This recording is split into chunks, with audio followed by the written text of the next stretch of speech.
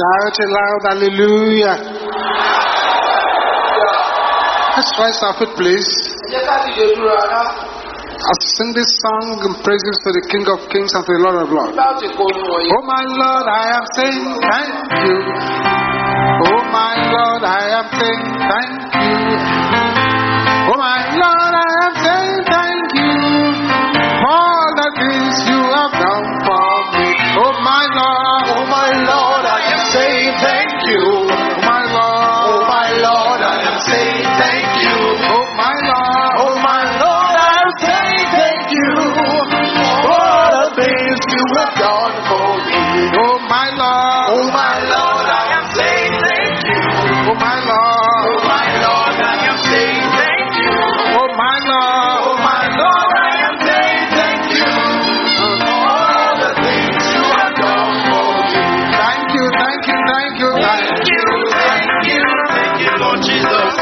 Thank you, thank you, thank you, Lord Jesus. Thank you, thank you, thank you, Lord Jesus, for all the things you have done for me. Oh my Lord, I am saying thank you. Oh my Lord, I am saying thank you. Oh my Lord, I am saying thank you for all the things you have done for me. Thank you, thank you, thank you, thank you, thank you, thank you, Lord. John. Thank you, Lord Jesus. Thank you, Lord Jesus, for all the things you have done for me. Hallelujah, thank you, Lord Jesus. Thank you, Lord Jesus. Thank you, Lord Jesus, for all the things you have done for me. Things are getting better. Things are getting better. For the Lord is on the throne. Things are getting better. Things are getting better. Things are getting better. Hallelujah. Things are getting better. Oh, you say it loud and clear. Things are getting better. Hallelujah. For the Lord is on the throne. Things are getting better. Things are getting better. Things are getting better. Sing it again one more time. Hallelujah. Things are getting better. Hallelujah. Things are getting better. Hallelujah. For the Lord is on the throne. Things are getting better. Things are getting better. Things are getting better.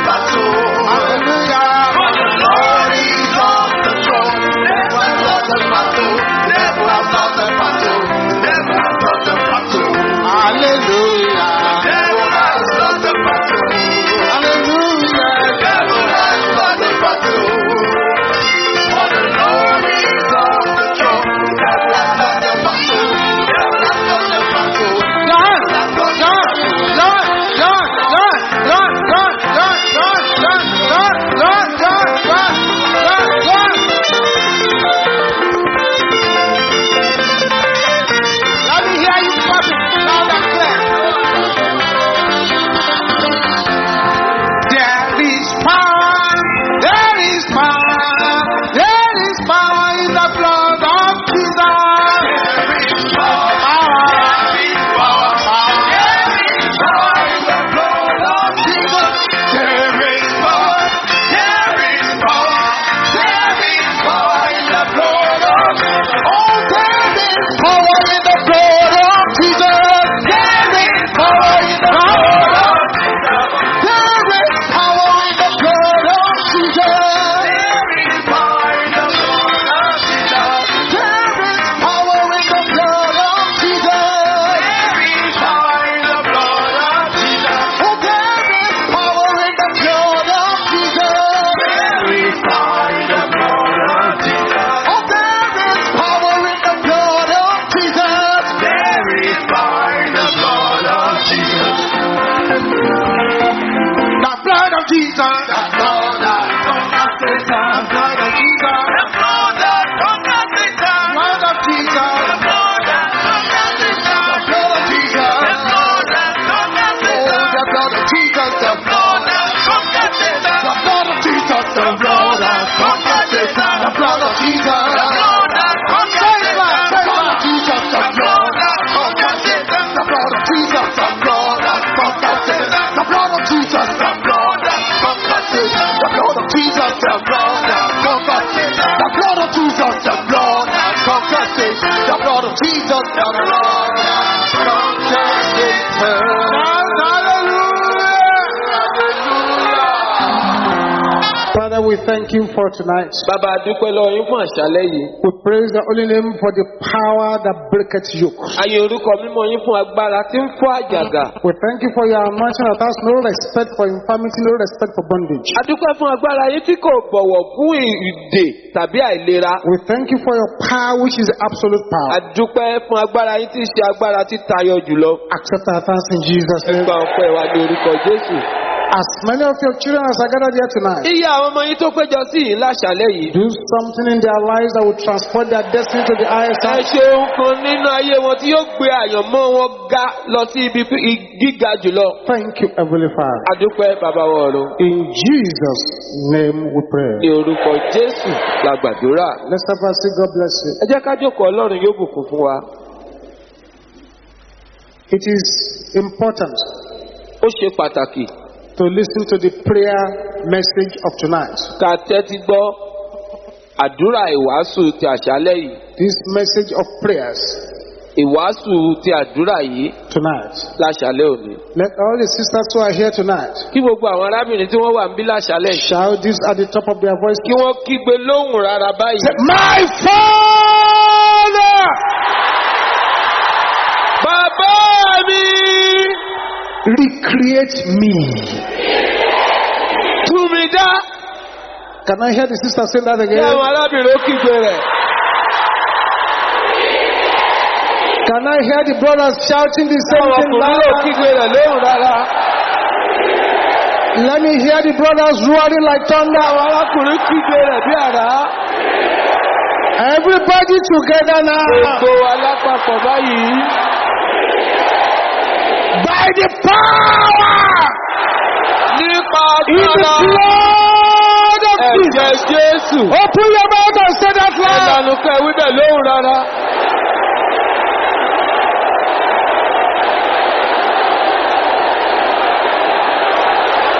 By the power in the blood of Jesus. Nípa agbára ẹ̀jẹ̀ Jésù. In Jesus' name we pray. Lórúkọ Jésù la gbàdúrà. That is our topic. Àkórí ọ̀rọ̀ wa nìyẹn. My Father, Bàbá mi, recreate me. tún mi dá. My Father, Bàbá mi, recreate me. tún mi dá. Matthew chapter 4, Mátíù orí 4 verse 19. ẹsẹ̀ ìkọkàndínlógún. Please listen carefully to this Ẹ message. jọ̀wọ́ ẹ tẹ́tí bẹ̀lẹ̀ jẹ́ gbọ́ ọ̀rọ̀ yìí. Very deep message which I want to try and make it easy for you to understand. Ọ̀rọ̀ tó jinlẹ̀ ni ṣùgbọ́n mo fẹ́ gbìyànjú láti jẹ́ kó lè yé yín dáradára. In Matthew chapter 4, Mátíù orí 4 verse 19. ẹsẹ̀ ìkọkàndínlógún. Peter was already a fully blooded man. Pétérù ó ti jẹ́ ọkùnrin tó ti bàlágà tó ti tójú bọ́. Peter was already married. Pétérù ti láya. Possibly he already had children. kódà ó ṣeé ṣe kó ti láwọn ọmọ. He was an expert fisherman. Ọ̀jọ̀gbọ́n ni nínú ká pẹja. He was not a small boy. Kì í ṣe ọmọ kékeré. Neither was he still in his mother's womb. Bẹ́ẹ̀ ni kò sí nínú ìyá rẹ̀ mọ́. He was already grown up. Ó ti dàgbà. But in verse 19, Ṣùgbọ́n ní ẹsẹ̀ ìkọkàndínlógún. Jesus said something to him. Jésù sọ ohun kan fún un. Peter has been traveling his journey of life before he met Jesus. Kì í Pétérù tó bá Jésù pàdé ló ti ń rìnrìn àjò ayé rẹ̀ lọ. But he now got to a stage here, Ṣùgbọ́n wá dé ìpele kan which is critical. tó ṣe kókó. Verse 19. Ẹsẹ̀ ìkọkàndínlógún. And he said unto them, Ó sì wí fún wọn pé, follow me, ẹ máa tọ̀ mí lẹ́yìn. and I will make you Èmi ó sì sọ yín di fishers of men. apẹja ènìyàn. Èmi Will make ó you sì sọ yín di fishers of men. apẹja ènìyàn. Peter was already made. A ti dá Pétérù náà. He was not a fisher of men. Ṣùgbọ́n kì í ṣe apẹja He ènìyàn. was a fisher of fish. Apa ẹja ni. Then at his old age now, Ṣùgbọ́n ní ìgbà tó ti wá darúgbó, somebody grabbed him. ẹnìkan wá gbà á mú. Although Wá wí pé bó tilẹ̀ jẹ́ pé fisher of fish, apa ẹja ni ọ́, èmi will now remake wọ́n now dá to become a fisher of men. láti di apẹja ènìyàn. Listen to me very, very carefully. Ẹ tẹ́tí bẹ̀lẹ̀ jẹ́ gbọ́ mi o. There is a reinventing power. Agbára tó ń tún nǹkan dá wà. There is a recreating power. Agbára tó ń tún nǹkan ṣe ó wà. God is the creator. Ọlọ́run ni ẹlẹ́dàá.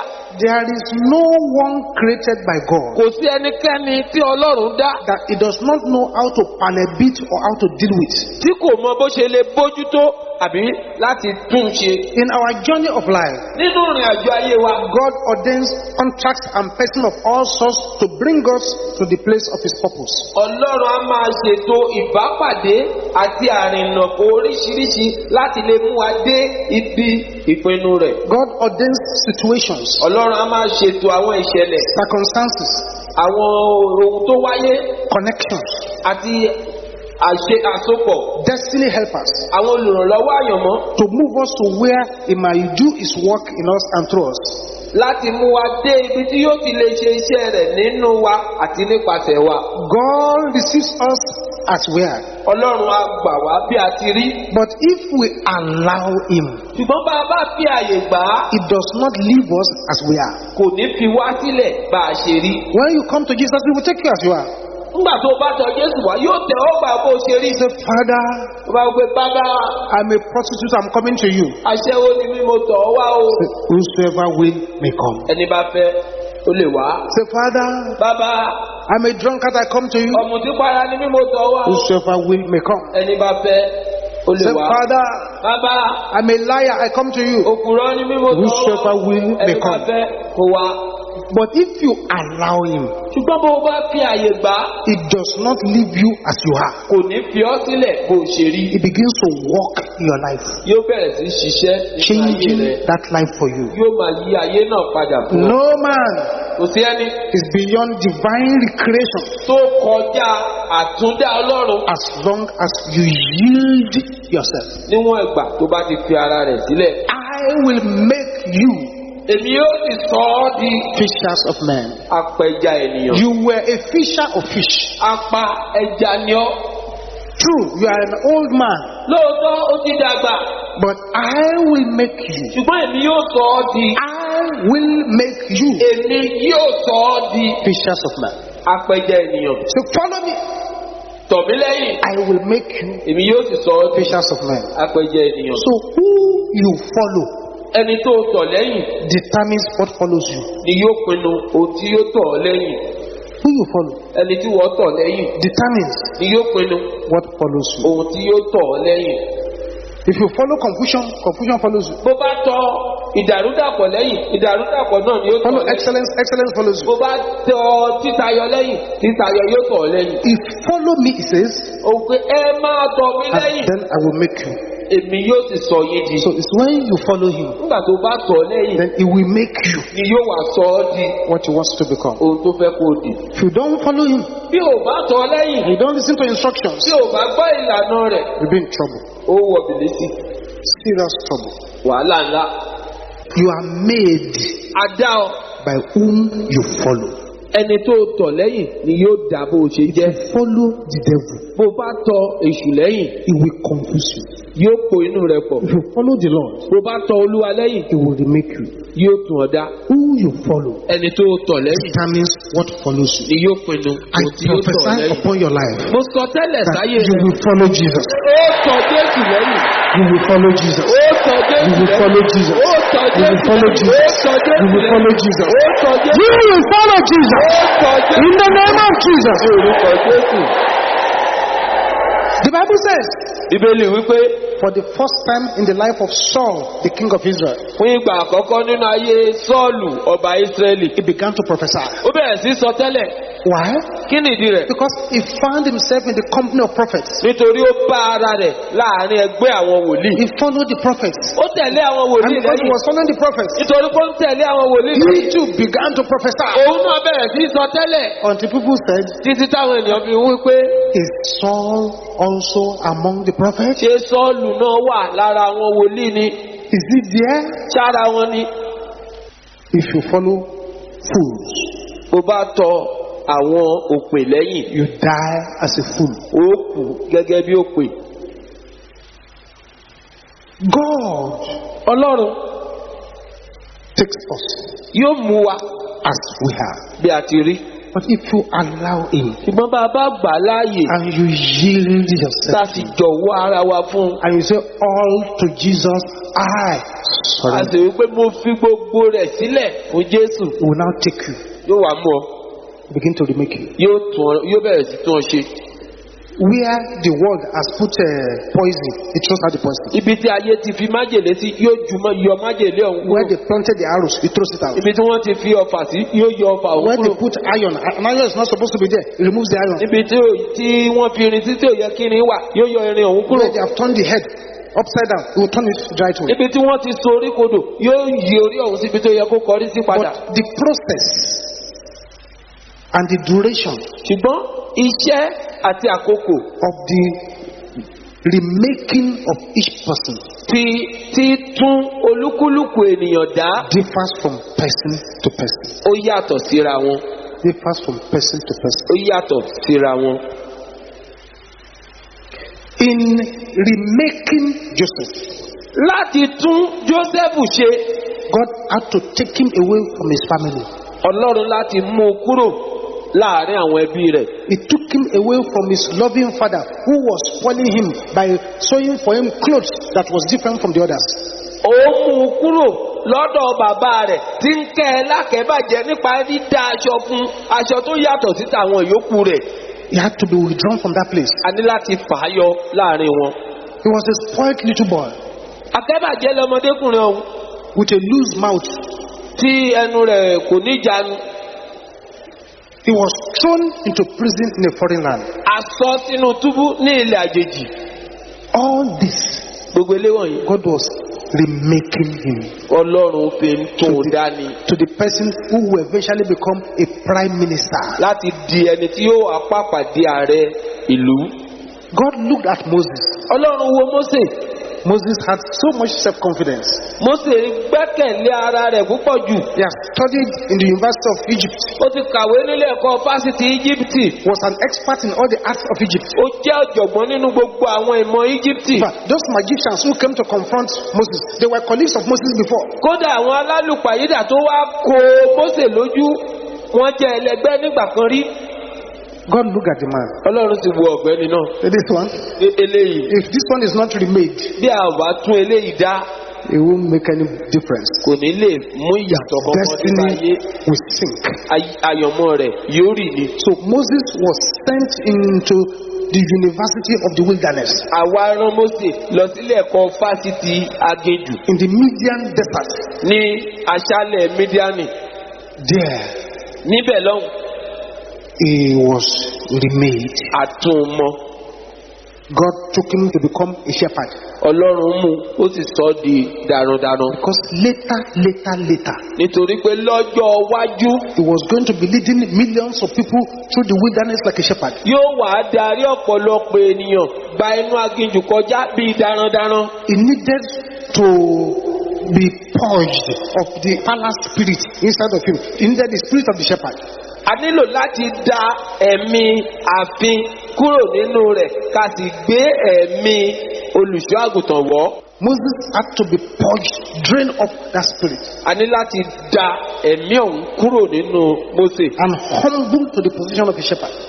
Ká sì rẹ̀ sílẹ̀ wá sí ipò darandaran. In order to remake him. Láti lè tún un dá. It took war. Ó gba ogun and aggression àti ìwà ipá to make David into the great leader he eventually became. Láti sọ Dáfídì di adarí gidi tó pàpà wá dà. Recently, I've been studying 1 Samuel, 2 Samuel, 1 Kings, 2 Kings. Láìpẹ́ yìí mo ti ń ka ìwé kìíní Sámúẹ́lì, ìwé kejì Sámúẹ́lì, ìwé kìíní àwọn ọba, ìwé kejì àwọn ọba. The war that David fought. Àwọn ogun tí Dáfídì jà. I don't think any general, whether alive or dead, has ever fought them. Ò lérò pé olórí ogun tàbí ọ̀gágun kan àti èyí tó ti kú àtàwọn tó ìwà láàyè yìí ja irú rẹ̀ rí. Those war. Àwọn ogun náà made him what he eventually became. Ó sọ di ohun tó pàpà wá jẹ́. Elisha was the son of a rich man. Ọmọ olówó ni. But he had to be remade. Ìgbà nílò láti tún dá. So that he can be positioned to receive the double portion. Kó bá lè wà ní ipò tí yóò fi lè rí ìlọ́po méjì agbára gbà. He became somebody who was pouring water on the hands of Elijah. Ó wá di ẹni tó ń da omi sí ọwọ́ Elijah. Until he was positioned to receive double portion. Títí tó fi wá bọ́ sí ipò láti lè rí ìlọ́po méjì agbára gbà. For Elisha, fún Elisha, it took almost 10 years since he met Elijah till he received the double portion. Ó gbà ní bí ọdún 10 láàrin ọjọ́ tó kọ́kọ́ pàdé Elijah títí di ọjọ́ tó gba ìlọ́po méjì agbára. Many of us are in a hurry. Ọ̀pọ̀lọpọ̀ wa là ń kánjú. And those who are in a hurry never know the secret of God. Àwọn tó sì ń kánjú wọn kì í mọ àṣírí Ọlọ́run. In a hurry, too much hurry. Wọ́n ti ń kánjú jù. Time is going. Ọjọ́ lọ. I want that. I want this. I want that. Mo fẹ́ tọ̀. Say, but relax. Mú sùúrù. Let me remake you. Jẹ́ kí n tún ọ dá. Into what I want you to become. Sí ohun tí mo fẹ́ kó jẹ́. It's taking too long. Ó ti ń pẹ́ jù. 10 years. Ọdún 10. 10 years. Ọdún 10. That Elisha had been following Elisha before the portion came. Ni Elisha fi ń tẹ̀lé Elijah kí ìlọ́po méjì agbára ó tó balẹ̀. Joseph. It took 10 years. Ọdún 10 ló gbà. From his leaving the father before he could go to the palace. Láti ìgbà tó ti kúrò nílé bàbá rẹ̀ kó tó dé ààfin. Mósè. 40 years. 40 ọdún. Dáfídì. It took him 15 years. Ọdún 15 ló gbà. From the moment they say you are the king of Israel. Látọjọ́ tí wọ́n ti ta òróró sí lórí pé ìwọ ni ọba Israẹli. Before he could become the king. Di ọjọ́ tó wá di ọba. It needed time to remake him. Ó nílò àkókò láti tún dá. We, beloved. Àwa ará. We are clay in the hands of a potter. Níṣẹ́ la dàbí amọ̀ ní ọwọ́ amọ̀kòkò. Some. Òmíràn. Allow the potter to finish them in 1 year. Yóò fi àyè gba amọ̀kòkò láti mọ wọ́n tán ní ọdún kan. Others. Òmíràn. Due to stubbornness. Nítorí agídí. Stubbornness. Agídí. It takes 10 years. Yóò gba ọdún 10. It is possible for you. Ó ṣeé ṣe fún ọ. As you are sitting and listening to me tonight. Ni pé bó o ti jókòó tó ń gbọ́ mi láṣálẹ̀. To be the one frustrating the divine calendar for your own life. Kó jẹ́ pé ìwọ gan ló ń dá ètò Ọlọ́run fún ayé ara rẹ rú. The level God expected you to have left 5 years ago. Ìpele tọ́lọ́run fi retí pé ó yẹ kó o ti kúrò nínú rẹ̀ lọ́dún 5 sẹ́yìn. You are still there. Ibẹ̀ ló yí wa. The thing God expected you to have understood. Ohun tí Ọlọ́run rò pé ó yẹ kó ti yí ọ. Many years back. Látọ̀pọ̀lọpọ̀ ọdún sẹ́yìn. And you even become a teacher to others. Kí wọ́n pàápàá ti bẹ̀rẹ̀ sí kọ́ àwọn ẹlòmíràn. You have not left that class. O tí kúrò kíláàsì ọ̀hún. So because you remain in that class. Nítorí pé o wá wà ní kíláàsì yẹn. You are not leaving the place. O kúrò níbẹ̀. Don't go forward. O lọ wájú. Don't come backward. O lọ sẹ́yìn. Then those who are coming behind you, they will go ahead of you. Àwọn tó wá ń bọ̀ lẹ́yìn rẹ̀ wọ́n á tún kọjá rẹ̀. And those that were at the same level with you before, they've gone ahead of you again. Àwọn tẹ́ sì jọ jẹ́lẹ̀gbẹ́ tẹ́lẹ̀ àwọn yẹn náà tún ti rí ọ kọjá. You are frustrating the divine calendar. Ó ń da ìmọ̀ almanaki Ọlọ́run rú. Stubbornness. Agídí. Delays the remaking of the Almighty. Ó máa ń dá àtúndá tí ọ̀gá ògo fẹ́ ṣe dúró. At Calvary. Ní Calvary. two thieves hung on the cross. Àwọn olè méjì ni wọ́n kàn mọ́ àgbélébù. One on either side of Jesus. Ọ̀kan lápá ọ̀tún, ọ̀kan lápá òsì. They receive an invitation from Jesus Wọ́n sì gba ìwé ìpè látọ̀dọ̀ Jésù. to ride into paradise with him. Kí wọ́n bá wọn rìnrìn àjò wọ Párádísè. One thief Olè kan. wasted his only chance and mugged his way into hell. Ó fi àǹfààní kan ṣo tó ní, ó fi ṣòfò, ó sì pẹ̀gàn títí tó fi wọ ọ̀run àpáàdì. The other thief Olè kejì grabbed the chance ó gbá àǹfààní ọ̀hún mú. and got to paradise. Ó sì wọ Párádísè Tonight, láṣálẹ́ yìí. there is an invitation to the potter's house. Ìwé ìpè wà pé kó wá sílé amọ̀kòkò. No matter how mad the world will have mad you, Bó ti wù kí ayé ti bà ọ́ jẹ́ tó. no matter how terrible environment you are and the environment has colored your life, Bó ti wù kí irú àgbègbè tó wà kó ti burú tó kó sì ti bu ọ̀dà oríṣiríṣi kun ayé rẹ. no matter whether they got your mother pregnant under trailer vehicle or they got her pregnant inside the bukateria, Kó tí ẹ ṣe but you are here now. Bóyá búkà ni wọ́n ti fún ìyá rẹ lóyún àbí abẹ́ ọkọ̀ èrò ni wọ́n ti fún lóyún ṣùgbọ́n ó ti wà ń bí báyìí. It can make you again into another vessel. Ó lè tún ọmọ ìṣe ohun èlò mìíràn. It will take you as you are, Yóò mú ọ ní bó ti wà. but it will not leave you as you are. Ṣùgbọ́n kò ní fi ọ́ sílẹ̀ bó ṣe wà. But there is one serious point, Ṣùgbọ́n wàhálà ńlá kan wà o. which is a matter for the serious prayers of tonight. Tó jẹ́ ọ̀rọ̀ ti àwọn àdúrà tó le ti àṣálẹ́ yìí. God will not continue to be at work on a person's life forever. Ọlọ́run ò ní ṣiṣẹ́ lórí ayé èèyàn kan títí láé. God might not be waiting for you for much longer. Ọlọ́run lè má dúró pẹ́ mọ́ fún ọ. You may have 5 months, 2 months, 1 week, 1 year, 5 years left. Ó ṣeé ṣe kó jẹ́ ọdún márùn-ún, ọdún kan, oṣù márùn-ún, oṣù kan ló kù fún ọ.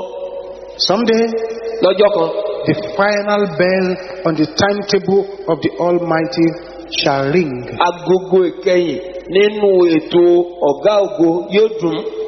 For that reason, Nítorí ìyẹn, Prophet Isaiah pleaded, wòlíì Àìsáyà ó bẹ̀bẹ̀ say, seek ye the Lord pé ẹ wá Olúwa while he may be found. nígbà tí ẹ lè rí. Call ye upon him Ẹ ké pè é while he is near. nígbà tó wà nítòsí. Meaning that a time is coming Ó túmọ̀ sí pé àkókò kan ń bọ̀ when he may not be found anymore. tí a lè má rí i mọ́. A time is coming Àkókò kan ń bọ̀ when he may not be near. tó lè má wà nítòsí. That time you run to look for the preachers. Àkókò tó bá lọ wá àwọn oníwàásù, The preachers are gone. àwọn oníwàásù yóò ti lọ. The implication of this is this: Ìtumọ̀ eléyìí ni wípé God will not always be near. Ọlọ́run lè má sí nítòsí ní gbogbo He ìgbà. will not always be found. A lè má rí i ní gbogbo Jesus ìgbà. warned, Jésù kìlọ̀. said, I must walk the works of him who sent me Ó when ní, it is day. èmi gbọ́dọ̀ ṣe iṣẹ́ ẹni tó rán mi nígbà tí ojúmọ́ yìí mọ́. The night cometh Nítorí òru ń bọ̀ wá when no man tí ẹnikẹ́ni can walk. kì yóò lè ṣe iṣẹ́ kan mọ́. Do not be like the 5 foolish virgins. Má ṣe dàbí àwọn wúńdíá 5 tí kò gbọ́n. Guests have arrived, Àwọn àlejò ti dé. the feast is on, Wọ́n ti bẹ̀rẹ̀ ayẹyẹ. doors are shut, Wọ́n ti tilẹ̀kùn.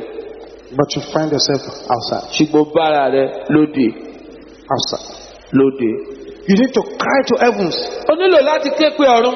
loud and clear. Lóhùn òkè. Oh Lord, Olúwa recreate me. tún mi dá. You need to yield. Ó nílò láti jọ̀wọ́ ara rẹ. Yielding. Ó ní láti jọ̀wọ́ ara rẹ. Instead of yielding your body to temptation, Dépò jíjọ̀wọ́ ara rẹ fún ìdẹwò. yield that body to God. Jọ̀wọ́ ara rẹ fún Ọlọ́run. To yield Láti jọ̀wọ́ ara ẹni. means to submit. Ó túmọ̀ sí kí èèyàn ó fara sílẹ̀. To yield Láti jọ̀wọ́ ara ẹni. means to cooperate with the master. Ó túmọ̀ sí láti fìmọ̀ ṣọ̀kan pẹ̀lú Olúwa. To yield Láti jọ̀wọ́ ara ẹni. means to endure hardship. Ó túmọ̀ sí láti farada ìnilára. To yield Láti jọ̀wọ́ ara ẹni. means to pray sacrificially. Ó túmọ̀ sí láti gba àdúrà tí yóò níni lára. To yield Láti jọ̀wọ́ ara ẹni. means to study your Bible sacrificially. Ó túmọ̀ sí láti ka Bíbélì ẹni, láti kẹ́kọ̀ọ́ nínú Bíbélì ẹni lọ́nà tí ènìyàn ó mọ̀ lára. Láti jọ̀wọ́ ara ẹni. Means to obey without reservation. Ó túmọ̀ sí kí ènìyàn gbọ́ràn láì ṣe nǹkan kan kù. To yield láti jọ̀wọ́ ara ẹni. To remain unpolluted in this polluted world. Ó túmọ̀ sí kí ènìyàn wà láì ní àdàlù nínú ayé tó ti kún fún àbàwọ́n yìí. Láti jọ̀wọ́ ara ẹni. To fight the good fight of faith. Ó túmọ̀ sí kí á ja ìjà rere ti ìgbàgbọ́. Láti jọ̀wọ́ ara ẹni. Means to be broken. Ó túmọ̀ sí láti gba ìwó palẹ̀. A friend of mine Ọ̀rẹ́ mi kan was ministering to one boy at this place they call Eatery. ó ń wàásù fún ọmọdékùnrin kan ní ilé oúnjẹ kan. The boy came into the Eatery. Ọmọdékùnrin ọ̀hún wọ ilé tí wọ́n ibi ìta ń jẹ ọ̀hún. One hand on the neck of one lady. Ó fi ọwọ́ kan kọ́ ọrùn ọmọge kan. That one on the neck of another lady. Ìyẹn náà fi ọwọ́ kejì. Ó tún fọwọ́ kejì kọ́ ọrùn mi. But as they were entering to the Eatery, Níbi wọ́n ti ń wọ ilé oúnjẹ ọ̀hún. God opened the eyes of my friend. Ọlọ́run sì la ojú ọ̀rẹ́ mi. He found that the legs of the two ladies were not touching the ground. Ó rí i pé ẹsẹ̀ àwọn ọmọbìnrin méjèèjì tí àwé ìfọwọ́kọ́ lọ́rùn ò kanlẹ̀. And they were smiling and he was happy. Wọ́n sì ń rẹ́rìn inú rẹ̀ ń dùn. Fine boy! Ẹwà ọmọkùnrin. Bẹ́ẹ̀ni ọkùnrin lẹ̀ ń ké sí òun. So it was what my friend saw that scared him. Ohun tọ́rẹ̀ mi rí ló bà lẹ́rù. So he waited for him to buy his food. Ó bá dúró dè kó ra oúnjẹ tó fẹ́ rà tán. Now walk straight to him. Ó bá lọ bá a tààrà. Say, young man, Ní ọ̀dọ́kùnrin. surrender your life to Jesus. Fi ayé rẹ̀ fún Jésù o. There is danger. Ewu ń bẹ. Surrender your life to Fi Jesus. ayé rẹ̀ fún Jésù. Say, excuse me, Ẹ jọ̀ọ́ mind your business. ẹran tara yín. You are here to buy food. Oúnjẹ lẹ wá rà. This is not your pulpit. Ibi igi ìwàásù yín kọ́ yìí. Buy your food Oúnjẹ ní kẹ́ rà. and go. Kẹ́sì máa bá ti. Never again. Ẹ má tún. Your life. Talk this rubbish and nonsense in Láti against. sọ̀rọ̀ rírí rádaràda ìmọ̀láyé yìí. And my friend went to buy his food. Ọ̀rẹ́ mi bá lọ, ó lọ ra oúnjẹ rẹ̀. And the boy bought his food. Ọmọkùnrin ọ̀hún náà sì ra oúnjẹ rẹ̀. Went out. Ó jáde. All of a sudden, Lójijì, there was noise outside. ariwo sì ta. Gbàgbà. When he went out, Láti ọmọ jáde, a vehicle lost control ọkọ̀ kan kò lè kóra rẹ̀ níjànú mọ́. and smashed him to another car. Ó sì gbá ọmọkùnrin ọ̀hún mọ́ ọkọ̀ míì. He died instantly Ó sì kú níbẹ̀ lẹ́sẹ̀kẹsẹ̀. with what he had bought falling on the floor. Ohun tó rà ìyẹn jábọ́ sílẹ̀. My friend could not recover. Ọ̀rẹ́ mi kò ara rẹ̀ ò balẹ̀ mọ́. Here was a brother. Arákùnrin yìí, The Almighty had seen that danger was coming. He had a few minutes to live. ọ̀gá ògo ń sọ fún un pé ewu ń bẹ, ìṣẹ́jú díẹ̀ ló kù fún un láti gbé ayé. And if he had listened to my friend, Bó bá sì jẹ́ kó ti tẹ́tí gbóhun tọ́rẹ́ mi bá a sọ. he would still be doing sinner's prayer with him while that vehicle lost control. Àdúrà pòun ń ronú pìwàdà ni ìbá máa gbà lọ́wọ́ nígbà tí ìjàmbá ọkọ̀ yẹn kò bá sì fò dá. He refused to be remade. Ó kọ̀ ká tún òun dá. And heaven timetable ceased. Àkókò ọ̀run ó sì dópin fún un. To yield Láti jọ̀wọ́ ara ẹni. is to say no Lè láti sọ bẹ́ẹ̀ kọ́ to the suggestion of the enemy. sí àmọ̀ràn ọ̀tá. No Bẹ́ẹ̀ kọ́.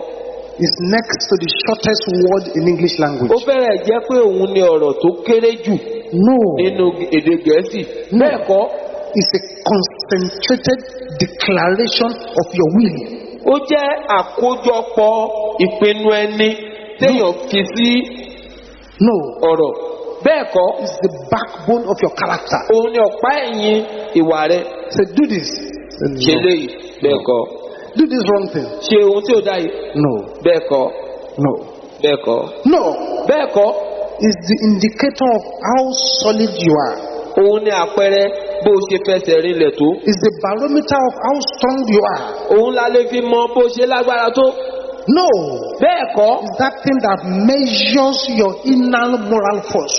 Òun ni nǹkan náà tá a lè fi díwọ̀n agbára ìwà rẹ nínú. No Bẹ́ẹ̀ kọ́. is that aggressive dog that is guarding your treasure. Òun ni ajá alágídí tó ń bójútó ohun ìṣúra rẹ. No Bẹ́ẹ̀ kọ́. is that high fence that protects you from losing your destiny. Òun ni odi gíga tó ń dáàbò bò ọ́ kó o má bàa pàdánù àyànmọ́ That rẹ. word no Ọ̀rọ̀ ni bẹ́ẹ̀ kọ́. has delivered so many women from instant death they think is love. Ó ti gba ọ̀pọ̀lọpọ̀ obìnrin kúrò nínú ikú òjijì tí àwọn lérò pé ìfẹ́ ni. know that somebody has said, although he said it gently or she said it gently, but that no, which is as hard as steel, has delivered so many people from bondage. Bẹ́ẹ̀ kọ́ bó tilẹ̀ jẹ́ pé wẹ́rẹ́ lonítọ̀hún sọ kò fi ipá sọ ṣùgbọ́n ó lágbára ó sì le koko bí irin ó ti gba ọ̀pọ̀lọpọ̀ ènìyàn kúrò nínú ìpọ́njú àti ìbìnújẹ́. To yield. Ohun tó túmọ̀ sí láti jọ̀wọ́ ara ẹni nìyí. Rise up on your feet, beloved. Ẹ jẹ́ ká dìde dúró ara. Rise up on your feet. Ẹ jẹ́ ká dìde dúró. Rise up on your feet. Ẹ jẹ́ ká dìde dúró. And all eyes closed. Kí gbogbo wa ó sì díjú wa. All eyes closed. Kí gbogbo wa ó díjú wa. If you are here tonight, Ò bá wa bí láṣálẹ́ yìí. and you know, Ó sì mọ̀. you have backslided. Bó o ti pẹ̀yìn dà. Are backslided. Ó ti pẹ̀yìn dà. You know, Ó mọ̀. the Almighty has been talking to you. Pé ọ̀gá ògo ti ń bá ọ sọ̀rọ̀. Talking to you. Ó ti ń bá ọ You sọ̀rọ̀. are not listening. O ò tẹ́tí. What he says you should not do, Ohun tó ń pé kó o má ṣe. that's what you are doing. Àwọn yẹn ló ń ṣe. And you are pretending. Ó sì ń díbọ́n. You are masquerading. Òun think- gbágọ̀ bójú. Heaven does not see you. O lérò pọ́run ò rí ọ. You are a great fool Ó pe ní ọ́. if you think that there is something you are doing in secret that the Almighty does not see. Bó o bá lérò pé ohun kan wà tó ń ṣe ní kọ̀kọ̀ tọ́gá ògo ò sì rí. If you intend tonight Bó o bá pinnu láṣálẹ́ yìí. that the hands of the potter should come upon your life Pé kí ọwọ́ amọ̀kòkò kó bàlẹ́ ayé rẹ. and remake you, Kó sì tún ọmọ. but you know right there where you are Nígbà ó mọ̀ níbi tó wà. that you have backslided. Pé o ti pẹ̀yìn dà. They are no longer what you claim to be. Pé o ò kì í ṣe ohun tó sọ pé o jẹ́ mọ́. Find a way to this altar and be on your knees. Máa bọ̀ níwájú pẹpẹ yìí kò sì kúnlẹ̀. This is not a time to be shy or to be Kì í ashamed, ṣe àkókò àti tijú rè o. because we are going to pray the recreate me prayer now. Nítorí a gba àdúrà tún mi dá báyìí. But there is no way you ever going to be recreated Ṣùgbọ́n kò sí bó ṣe di ẹni àtúndá. if already you are not even in line with God. Bí o bá sí ní ìbámu pẹ̀lú You are Ọlọ́run. a thorough backslider. Tó jẹ́ alápẹ̀yìndà hánrán. There is no point Kò wúlò. just coming to fill the crowd there Kéèyàn kan máa wá láti kún èrò. when you are a backslider in the house. Nígbà tó jẹ́ alápẹ̀yìndà náà kan. Tonight is the night of reformation, Àṣálẹ̀ jẹ́ àṣálẹ̀ àtúnṣe. a night of revival. Àṣálẹ̀ ìsọjí. Perhaps you are one of those Bóyá o jẹ́ ọ̀kan náà àwọn minimizing the power of God in this church because of your iniquity. tí wọ́n ń bu agbára Ọlọ́run kù nínú ìjọ yìí nítorí àìṣedéédé rẹ̀. It is time for you to come to this altar now Àkókò ti tó fún ọ láti wá síwájú and pẹpẹ cry báyìí. to God to have mercy on you. Kó o sì kígbe sí Ọlọ́run pé kó ṣàánú fún ọ. Perhaps with all this noise we're making, Bóyá pẹ̀lú gbogbo ariwo tá à ń pa yìí. you are still knee deep in fornication, in adultery, in sin. O tún ìjìnlẹ̀ nínú panṣágà àgbèrè àti ẹ̀ṣẹ̀. What a pity! Ó mà ṣe o. Find a way to the altar. Máa bọ̀ níwájú pẹpẹ. Bow down your heads there. Tẹ́rí rẹ̀ bá síbẹ̀. Begin to cry to the heavens to have mercy. Bẹ̀rẹ̀ sí ké pe ọ̀run pé kí ó ṣàánú fún ọ. Heaven might have decided to terminate your contract. Ọ̀run lè ti pinnu pé yóò fagilé iṣẹ́ rẹ. They will no longer strive to correct you. Pé àwọn ò tún ní gbìyànjú láti bá ọ wí mọ́. They will no longer strive to put you into line. Àwọn ò tún ní gbìyànjú láti mú ọ wà ní ìbámu mọ́. Right there where you are. Níbi tó wà ní. Talk to heavens Bá yourself. ọ̀run sọ̀rọ̀ tìkára rẹ̀. That's why we're here tonight. Ohun tá a wá bí wá ṣe láṣálẹ́ rè.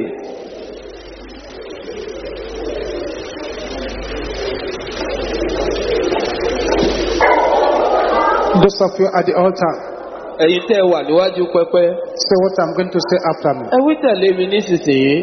Say, Father, Pé bàbá. say, Father, Ẹ wí pé bàbá in the name of Jesus, ní orúkọ Jésù. I come before you now. Mo tọ̀ yín wá nísinsìnyí.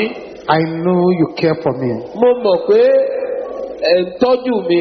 I know that I'm a backslider. Mo mọ̀ pé alápẹ̀yìndà ni mí. Lord Jesus, Jésù Olúwa come into my life. wọ̀nà ayé mi wá.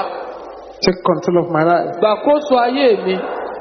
Beginning from now, Láti ìsinsìnyí lọ, I surrender my life to mo Jesus fi ayé mi fún Jésù afresh. lọ́tun.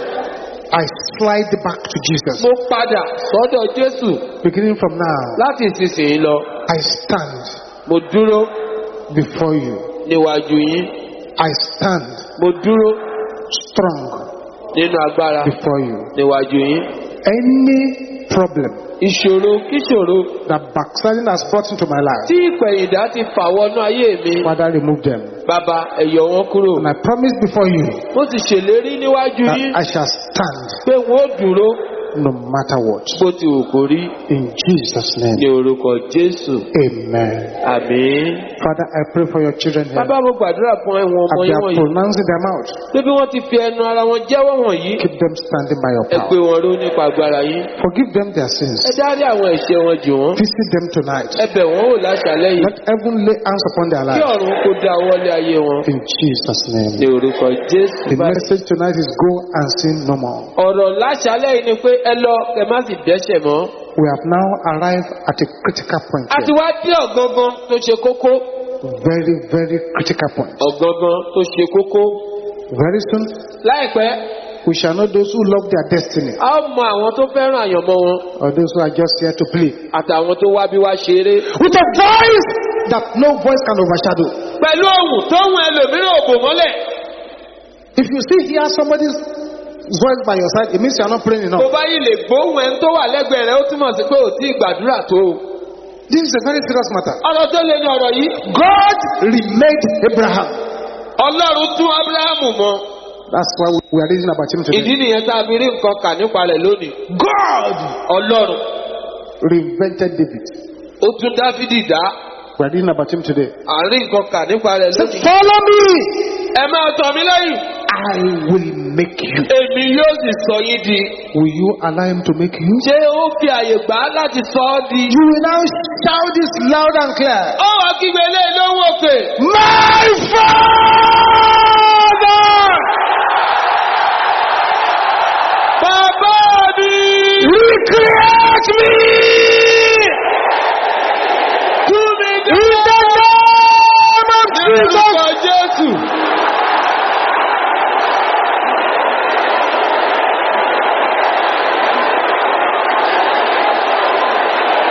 Jesus! Jésù. Jesus! Jésù.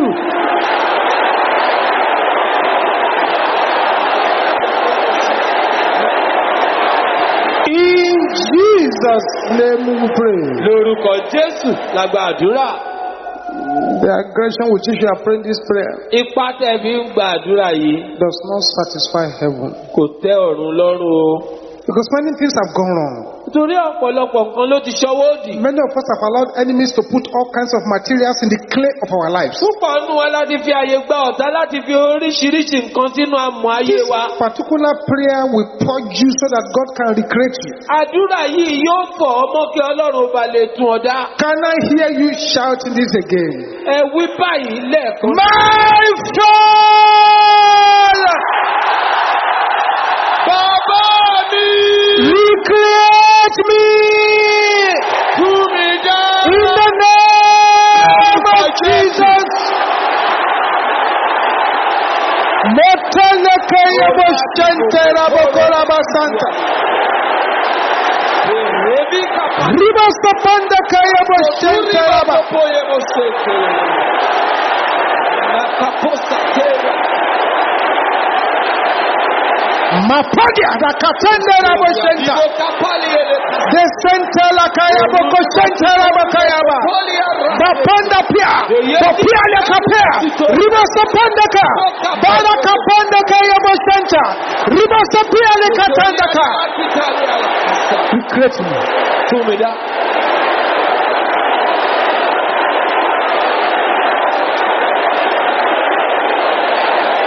Louder, louder, louder, louder. Lówó òkè. Louder, louder, louder, louder. Lówó òkè.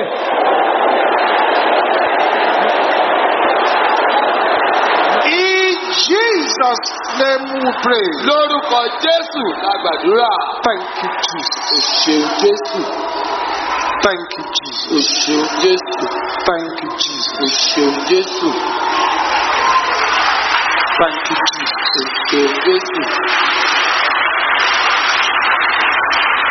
Bring out your tithes and your offering for this meeting, please. Ẹ mú ọrẹ àti ìdámẹ́wàá yín fún ìpàdé tòní jáde. Before we pray on our manna water. Àti wá gbàdúrà sí omi mánà wa. Father, we thank you for bringing us here. Bàbá adúpẹ́ pé ẹ mú wa wá sí yìí. Accept our thanks in the name of Ẹ Jesus. gba ọpẹ́ wa ní orúkọ Jésù. Father, lay your hands upon your people. Bàbá ẹ dá ọwọ́ yín lé àwọn ènìyàn yín.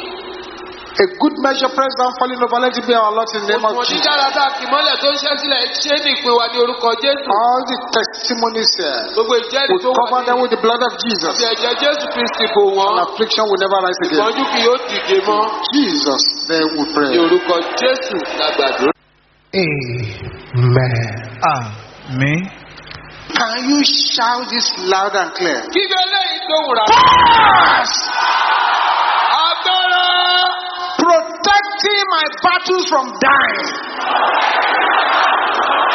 Tó dáàbò bo ogun mi tí ò jẹ́ ó kú. Can you say it with only anger? Gbéra pẹ̀lú ìbínú mímọ́. Somebody needs to shout that louder than that. Wọ́n nílò láti kígbe rẹ̀. You are alive! Èpè ni ó Dead! In the name of Jesus. orúkọ Jésù.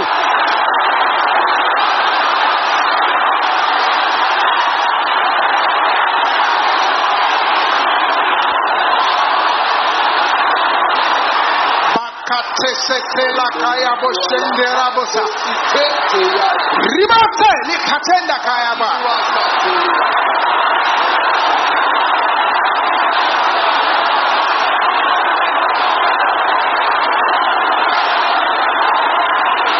Open your mouth, open your mouth, open your mouth. Lẹ́nu rẹ̀ lẹ́nu rẹ̀.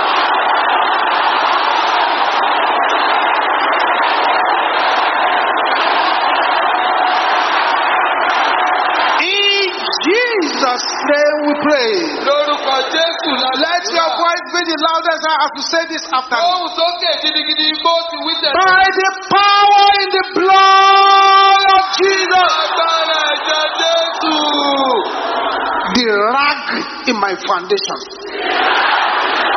Àkísà tó ń bẹ nínú ìpìlẹ̀ mi will not capture me. kò ní rí mi mú. By the power in the blood of Jesus, Agbára ẹ̀jẹ̀ Jésù. the rag in my foundation Àkísà tó ń bẹ nínú ìpìlẹ̀ shall not capture me.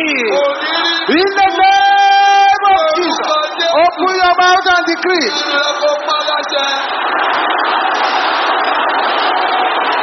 Just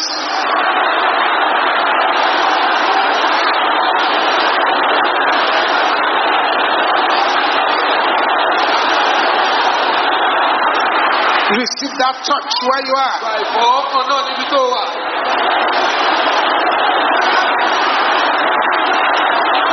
In Jesus' name we pray. Lórúkọ The Jésù. powers Agbára trading with my virtues. tó máa ń sì kí mi ṣòwò. Can you say it with only anger? Kígbe rẹ̀ pẹ̀lú ìbínú mímọ́.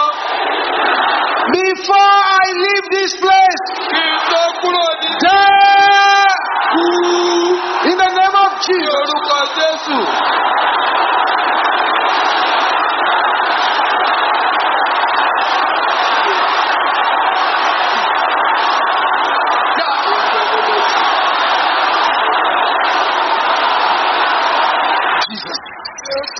Jesus. Jésù.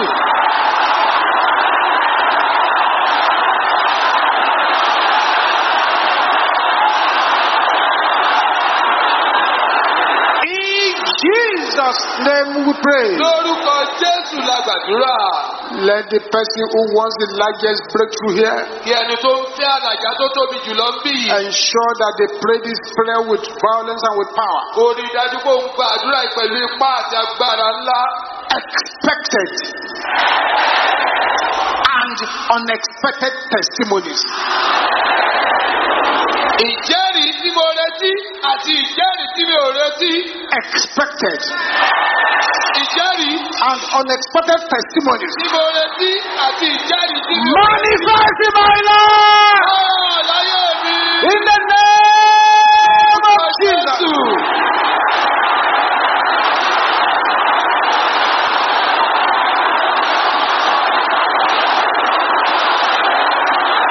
Expected and unexpected testimonies. Ìjẹ́rìí tí mo retí àti ìjẹ́rìí tí mi ò retí. Manifest in my life in the name of Jesus. Ilé mi lórúkọ Jésù.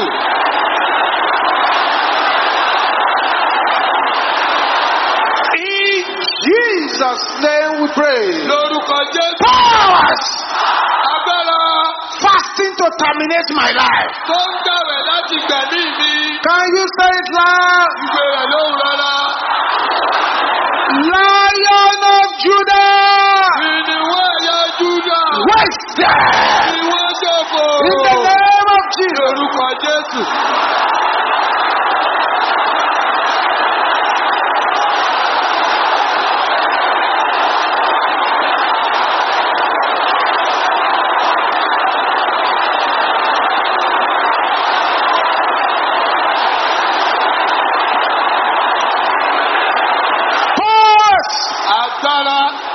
Fasting to terminate my life. Gbàwẹ̀ láti lè gbẹ̀mí. Lion of Judah. Ẹ̀yà Júdà. Wasted. Ìwọ́n ṣòfò. Wasted. Ìwọ́n ṣòfò. Wasted. Ìwọ́n ṣòfò. Wasted. Ìwọ́n ṣòfò. Wasted. Ìwọ́n ṣòfò. Wasted. Wasted. Ìwọ́n ṣòfò. Wasted. Ìwọ́n ṣòfò. Makapote setende ke yabo shende raba. Balika tende rabo soponde ke yabo shende raba. In Jesus' name we pray. Lórúkọ Jésù la gbàdúrà. If you have any sickness in any part of Bí your body, àìlera bá ń bẹ níbi kankan lágọ̀ọ́ ara rẹ, lay your hands on that place. gbé ọwọ́ lébẹ̀ báyìí. Makapota setende. Osotonia. Father, it is written Bàbá tí kọ̀wé lè pé. that you yourself bore our infirmities Ìwọ ti kára rẹ̀ ru àìlera wa. and took away our Ó sicknesses. ti gbé àwọn àìsàn wa lọ. The chastisement of our peace is upon you, Àlàáfíà wa ń bẹ lára rẹ. and by your stripes we are healed. Nípa ìnà rẹ láti mú wa lára. Ponte sete. Nídèké bí i Any infirmity present in anybody's body now, àìlera yòówù tó wà lágọ̀ọ́ ara ẹnìkan. I bind you and I cast you out in the name of Jesus. Jáde lórúkọ Receive your healing. Receive your healing. Receive your healing. Receive your healing. Receive your healing. Receive your healing. Receive your healing. Receive your healing. Receive your healing. Receive your healing. Receive your healing. Receive your healing. Receive your healing. Receive your healing. In the name of Jesus. Check your body now. Yẹ àgọ́ ara rẹ wò báyìí. Begin to do what you could not do Ohun before. tó lè ṣe tẹ́lẹ̀ bẹ̀rẹ̀ sí ní ṣe. An arrow has gone out of a person's brain. Ọ̀pá kan ti jáde kúrò An lọ́pọ̀lọ́ arrow has ẹnìkan. gone out of the chest. Ọba ti jáde An kúrò arrow has gone out of the breast. Check your body now. Kúrò nínú ọmú. Check it very Yẹ well. àgọ́ ara rẹ wò Begin báyìí. to do Yẹ̀wò those dáadáa. things you could not do before. Ohun tó lè ṣe tẹ́lẹ̀ bẹ̀rẹ̀ sí ní ṣe. Masikatende yabosha. Yes, you have been healed. That's it. Ó ti gbá ìwòsàn òun nìyẹn. Thank you, Jesus. Thank you, Jesus. Jésù. Stretch your right hand towards this altar Na now. ọwọ́ ọ̀tún rẹ síwájú pẹpẹ yìí báyìí. Father, these hands that are stretched forth, Bàbá àwọn ọwọ́ tí wọ́n nà síwájú yìí. let them become the hand of healing, Ẹ sọ wọ́n di ọwọ́ ìwòsàn. the hand of deliverance, Ọwọ́ ìtúsílẹ̀. the hand of power, Ọwọ́ agbára. the hand of glory, Ọwọ́ ògo. the hand of the mightiness of the name of Ọwọ́ the Lord. títóbi orúkọ In Olúwa. the name of Jesus, Orúkọ Jésù. let every infirmity be shaken off. Kí gbogbo àìsàn kó pọ̀ dànù. On smiting in the name of Jesus. Ibi wọn bá ti gbá ibẹ̀.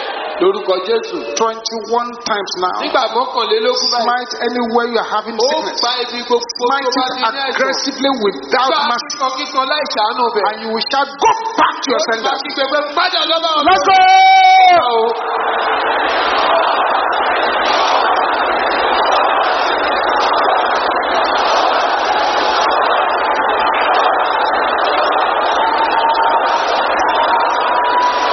Do it well. Ṣé dáadáa.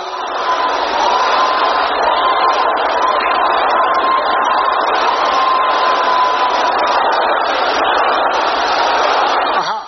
Bẹ́ẹ̀ni.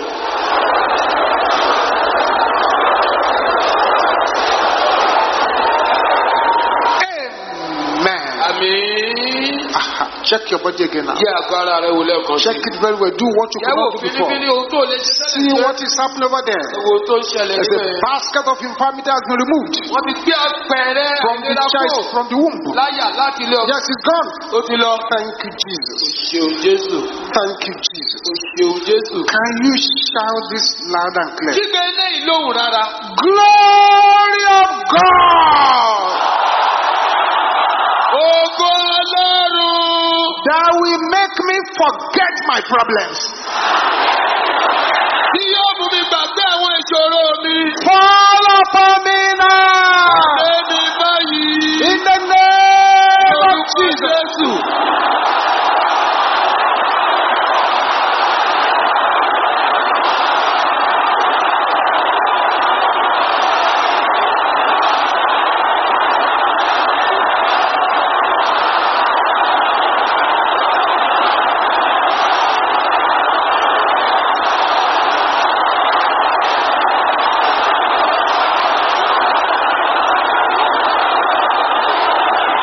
your mouth, open your mouth, open your mouth.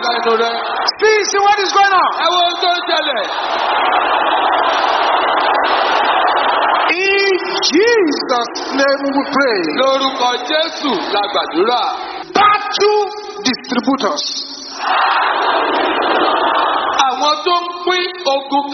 I am not your candidate. Can you shout it loud?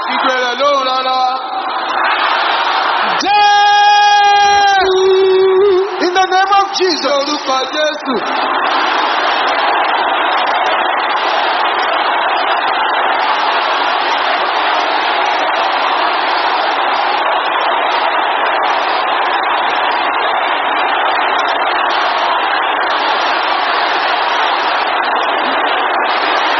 Jesus.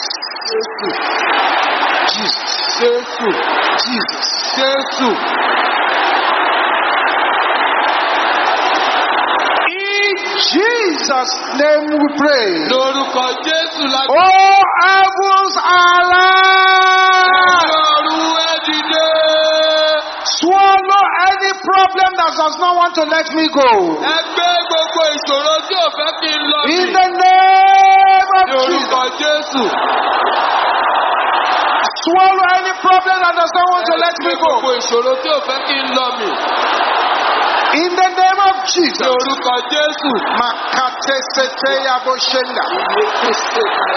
Yes.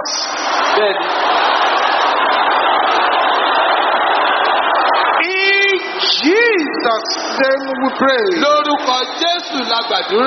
Say, witchcraft powers gathered to fight me. Can you say it with anger? Shout it on top of your voice.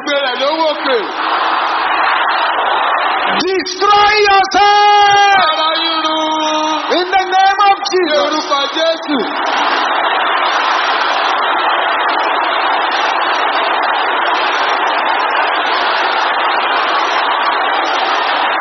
Yes.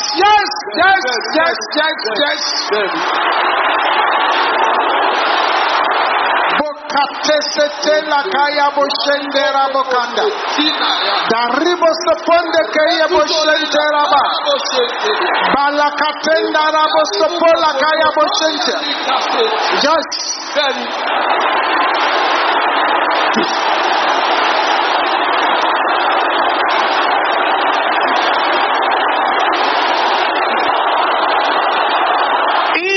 Jesus' name we pray. Bring out your manna water, please. And let your amen be loud and clear. Father, in the name of Jesus. Father, in the name of Jesus. Father, in the name of Jesus. We commit this manna water unto your holy hand.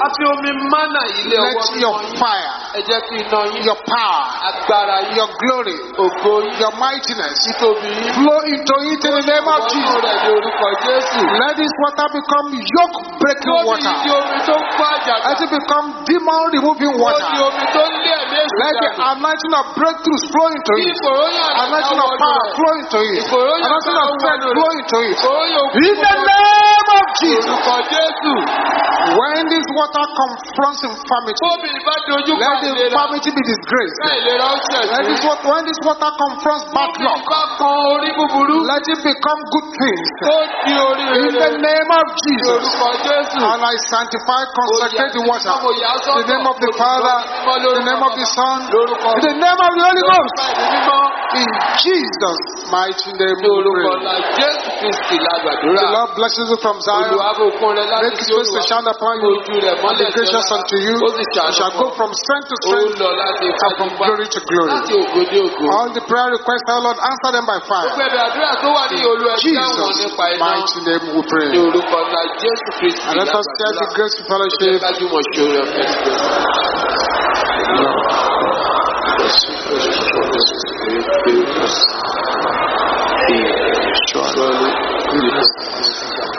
All the days of our life, we shall dwell in the house of the Lord. 7 miracle receiving. Hallelujah. Let's go. Hallelujah. Hallelujah. Hallelujah. Hallelujah. Hallelujah. Hallelujah. Hallelujah.